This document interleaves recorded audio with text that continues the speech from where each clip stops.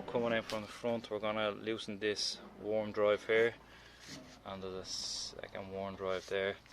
Pop this off, and pop this off. They're just like clamps, you might need a screwdriver. And pull this up, and you can take this pipe away. You're going to pop this block connector off, pop the little grey tab back, and then push it in like so, and disconnect that. So here, the little tab there, so lift the tab up.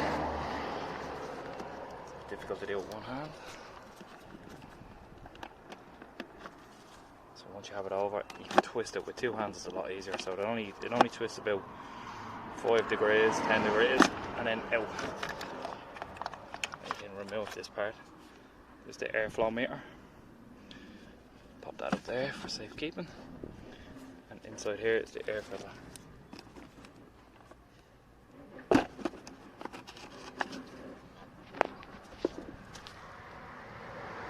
There's a dowel in there that the air filter sits on. Just make sure the air box is clean before you put the new filter back in. And that's it. Bingo. It's pretty easy. Here's the new one. Audi. And that'll just sit on top of that there and be pushed back into place. So pop the new filter in on the little dowel I showed you earlier. Now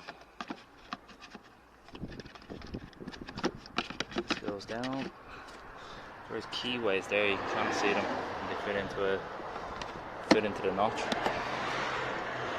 once you push it down, and then that's it, locked in place. Just make sure it's sealed all the way around here, and that all the keyways are in.